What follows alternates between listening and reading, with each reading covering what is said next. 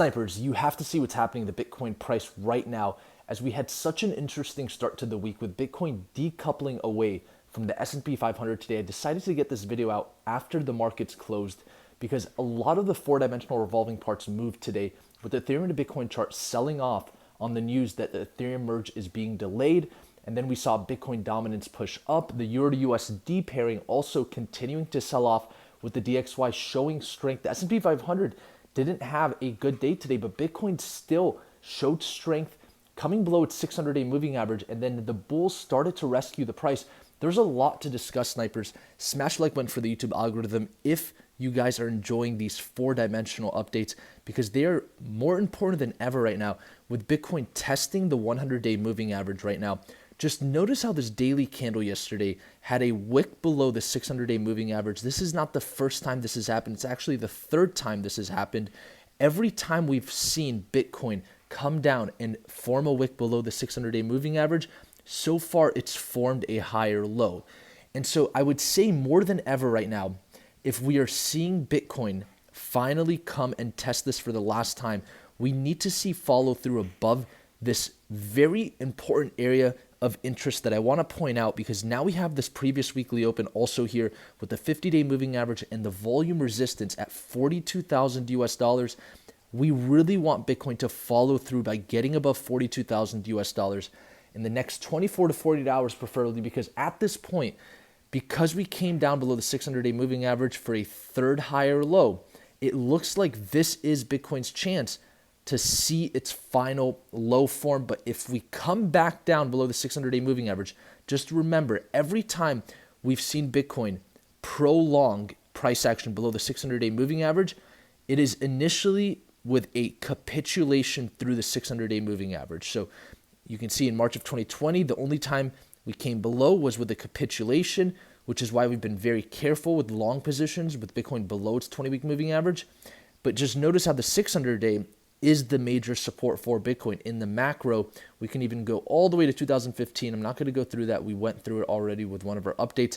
But the point is that when we're below the 600-day moving average, the likelihood that Bitcoin is going to come and test 35,000 is extremely high. And the 600-day moving average is sitting right around 40,000 right now. So at this point, more than ever, we need to see follow through and continuation above 42,000, with Bitcoin inside of the range still, with a resistance of 42,000, a support of 38,000. We can expect sideways price action here. We can also expect altcoins to show strength with the upside moves that Bitcoin has inside of this range. And that's exactly what's happened, by the way.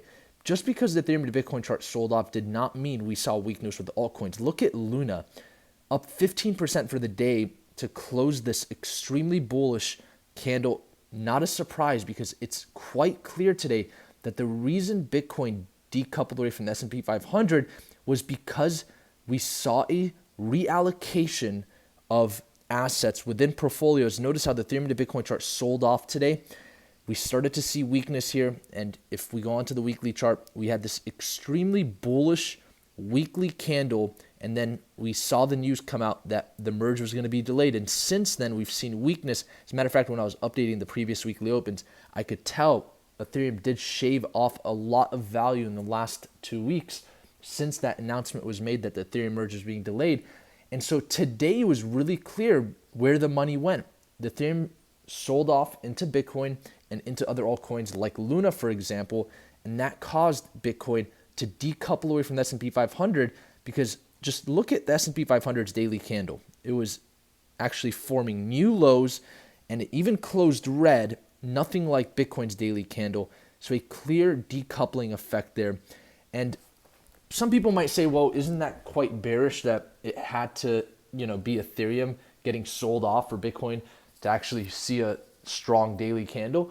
Not at all. I think that it's actually one of the benefits of the cryptocurrency market being such a dynamic market. We can see stuff like this happen, right? Something gets delayed on an infrastructure project like Ethereum, and then we see capital decide, okay, well, in the immediate short term, this is a free market. I want to move into Bitcoin. I want to move into Luna instead, because we're seeing this delay in the merge, right? And so totally a part of the cryptocurrency dynamics, and I would certainly consider that a strength, because the Ethereum to Bitcoin chart is still strong.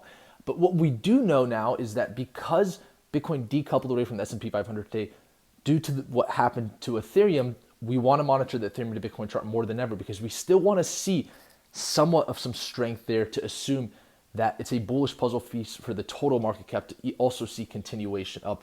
Another confirmation that we saw a reallocation of capital today more than anything in the markets is the total market cap came down to form new lows, actually below this major support level. So we saw the overall market sell off a bit, and then the money decided to go somewhere. Of course, Bitcoin was one of those places. Luna was certainly one, up 15%. And so that's exactly what happened. Now, remember what we talked about with Bitcoin dominance moving up soon. We're expecting it to get above all of its daily moving averages to follow the gold to Bitcoin chart, which has been a leading indicator for Bitcoin dominance. And we saw strength with Bitcoin dominance today, but there's still room left to go. And remember, I told you guys, there's two ways this could happen, that Bitcoin dominance can come up. Either the overall market sells off or Bitcoin just sees more strength than some altcoins. And so it was clear today Bitcoin was stronger than Ethereum. That's what moved Bitcoin dominance up. And that was the way that we wanted Bitcoin dominance to move up. So that's also a very good start to the week to see Bitcoin dominance is moving up, not because the markets are selling off, but because Bitcoin was just ready to outperform some other assets like Ethereum, for example. So things are looking really good. We'll continue to monitor the DXY still showing strength. We're expecting it to breach the 2020 highs potentially because of the Euro to USD pairing, giving us a leading indicator that something abnormal is happening here to the DXY. But overall, in the macro, we're not too worried about it. We know in the short term that could shake up equity markets, that could affect the cryptocurrency markets. Maybe we're seeing a little bit of capital get fearful with Bitcoin dominance moving up. We can always assume that's a little bit of fear coming into the market. Maybe it's moving back into Bitcoin in expectations of something happening to traditional markets or equity markets because of the DXY pushing up. If we see the S&P 500 continue to fall, just remember with Bitcoin, the stronger we can stay at the upper part of this range near 42,000, even if the S&P 500 sees downside scenarios, Bitcoin doesn't have to follow the schematics because it's a stronger asset. There's a lot of support below 38,000 in the worst case scenario. And so let's just continue to monitor this. Bitcoin is still very, very undecided here, still inside of this very tight range with the 100-day moving average as a resistance, the 600-day as a support. We're seeing some sideways volatility, altcoins moving, nothing to be surprised about. And we're also getting answers to what Bitcoin dominance wants to do and how it wants to do it. So that was very good to find out early in the week. And it was just so obvious with the S&P 500 decoupling away from Bitcoin today.